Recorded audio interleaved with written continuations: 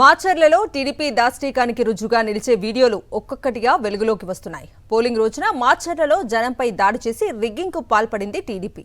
కళ్లెదుటే TDP నాయకులు, వర్గీయులు తీవ్రస్థాయిలో రెచ్చిపోతున్న ఎన్నికల అధికారులు ప్రేక్షక పాత్ర వహించారు. టీడీపీ నాయకులతో పోలీసులు కూడా కుమ్మక్కయ్యారన్న ఆరోపణలకు బలాన్నిస్తున్నాయి వీడియోల్లోని దృశ్యాలు. మాచర్లలో టీడీపీ అరాచకం ఏ స్థాయిలో సాగిందో చెప్పడానికి రెంటచింతల మండలం పాల్వాయి గేటులోని పోలింగ్ బూత్లో జరిగిన పచ్చగూండాల దాదాగిరి దృశ్యాలు నిదర్శనంగా నిలుస్తున్నాయి. తుమ్రుకోటలో ఇళ్లపై, మహిళలపై దాడి చేసి మరీ రిగ్గింగ్కు పాల్పడ్డారు టీడీపీ రౌడీలు.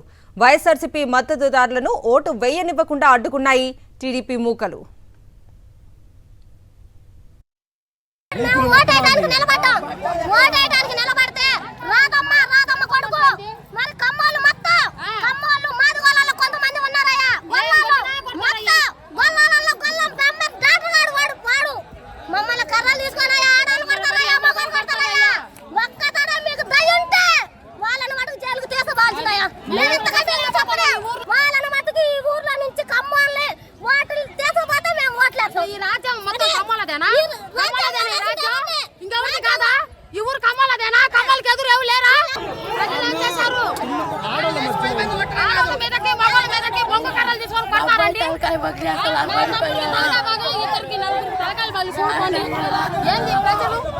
టీడీపీ నాయకులు మొత్తాన్ని కొట్టిర్రు, తలకాలు పగలు కొట్టిర్రు.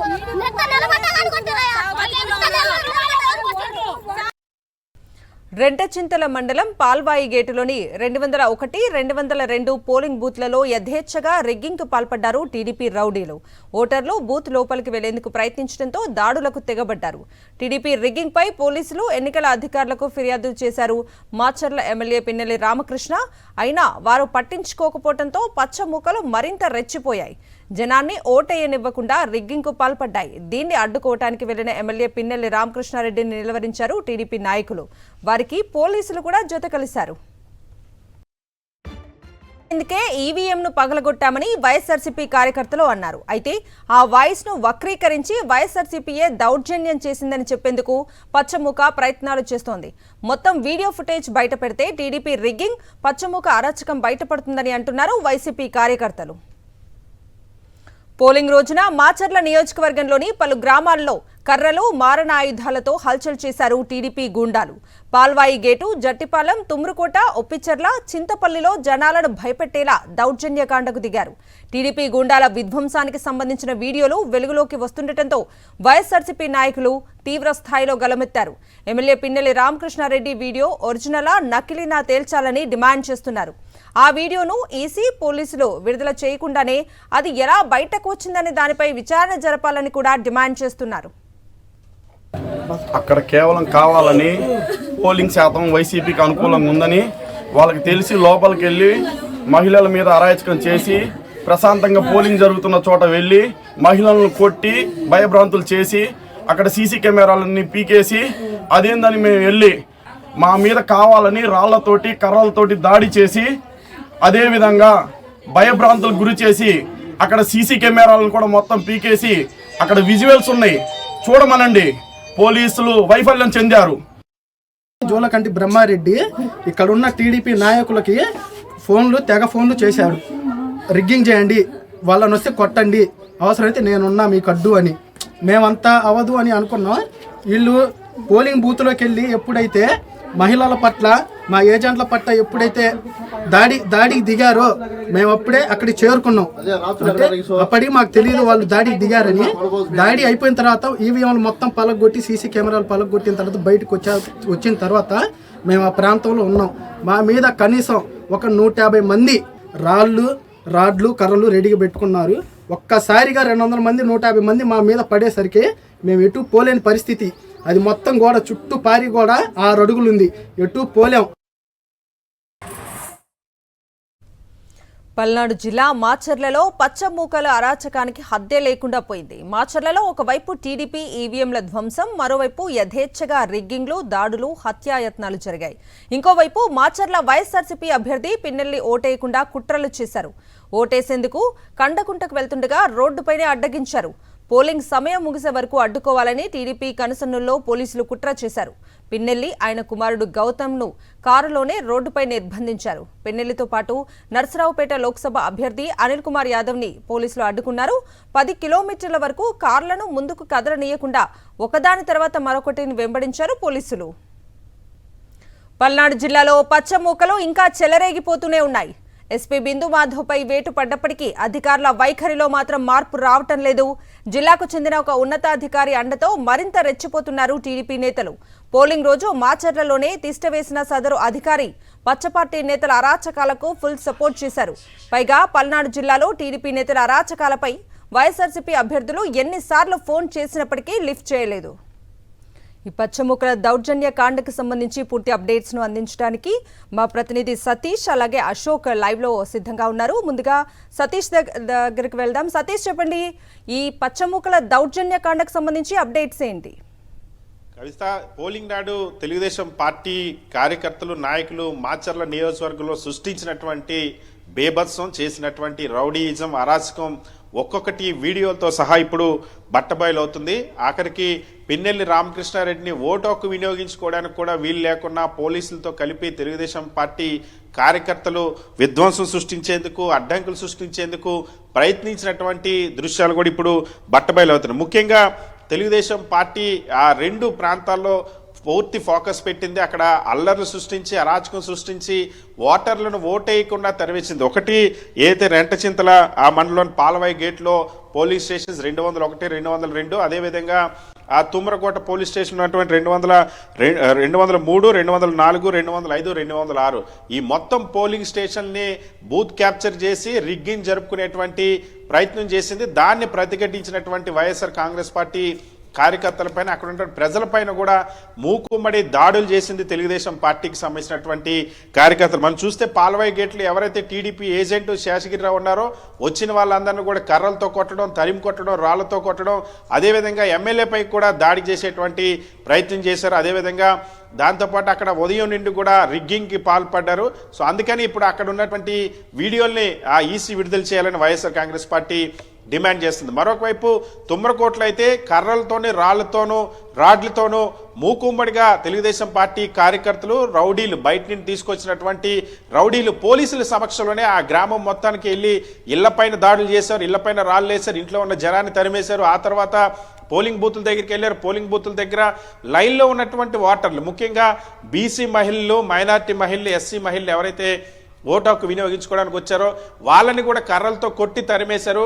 మనం చూసాం ఆ మహిళల ఆవేదన ఏ విధంగా ఆ గ్రామంలో ఉన్నటువంటి ఒక కులం బీసీల పైన కక్షగట్టి మరి దాడి చేసి తరిమేస్తుందన్న అంశం కూడా ఆ దృశ్యాల్లో వాళ్ళ మాటల్లో కూడా స్పష్టమైన పరిస్థితి. ఆ తర్వాత మళ్ళీ పోలింగ్ స్టేషన్ లోపలికి వెళ్ళారు, ఈవీఎంలు ధ్వంసం చేశారు, కర్రలతో పట్టుకొని వెళ్ళి మనం చూసాం. ఇప్పుడే కొద్దిసేపటి కిందట మనం తీసుకున్నటువంటి విజువల్స్ ఎవరైతే బయట వాళ్ళు రికార్డ్ చేసినట్టు విజువల్స్లో చాలా స్పష్టంగా ఆ తుమ్మరకోట ఈవీఎం ఏదైతే 204 పోలింగ్ బూత్ లో ఆ ఈవీఎంని ఆ మాగం మల్లికార్జునరావు ధ్వంసం చేసినటువంటి దృశ్యాలు కూడా బట్టబయలనే. కర్రలను బయట నుండి తీసుకెళ్లి ఈవీఎంలు ధ్వంసం చేశారు, బేభత్సం సృష్టించారు. సో ఈ చాలా స్పష్టంగా ఏ విధంగా తెలుగుదేశం పార్టీ అక్కడ అరాచకం సృష్టించింది, రిగ్గింగ్ పాల్పడింది, ప్రజలపైన ఓటు హక్కు వినియోగించుకోవడానికి వచ్చినటువంటి మహిళలపైన ఏ విధంగా దాడులు చేశారనే అంశం స్పష్టమైంది. సో ఇప్పుడు మరొక వైపు వైఎస్ఆర్ కాంగ్రెస్ పార్టీ కూడా అదే ప్రశ్నిస్తుంది.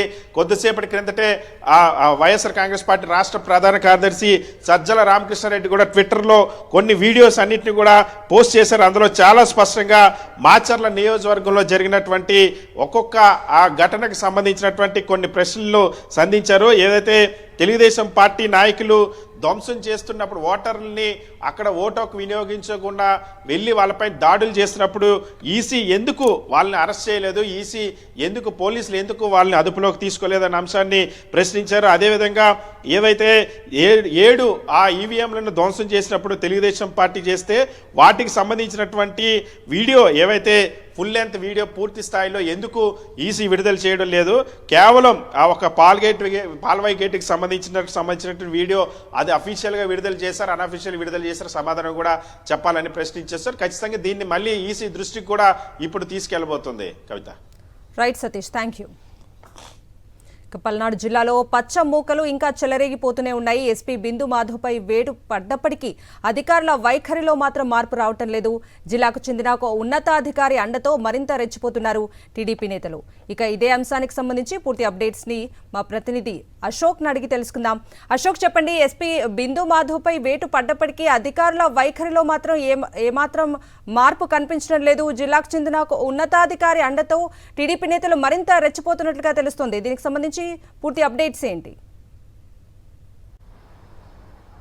ఎన్నికలు ఇంకా 20 రోజులు ఉంది అన్న సమయంలోనే గుంటూరు రేంజ్ ఐజీ డిఏతో పాటు పల్నాడు ఎస్పీ బిందు మాధవ్ను కూడా మార్చడం జరిగింది. అయితే ఉన్నతాధికారి పూర్తిగా తెలుగుదేశానికి కోవర్ట్గా మారారు, తెలుగుదేశానికి పూర్తిగా అనుకూలంగా మారారని పెద్ద ఎత్తున ఆరోపణలు వస్తూ ఉన్నాయి. అయితే ఆ ఉన్నతాధికారి డైరెక్షన్లోనే పూర్తి స్థాయిలో ఎస్పీ కూడా నడిచారన్న ఆరోపణలు కూడా ఉన్నాయి.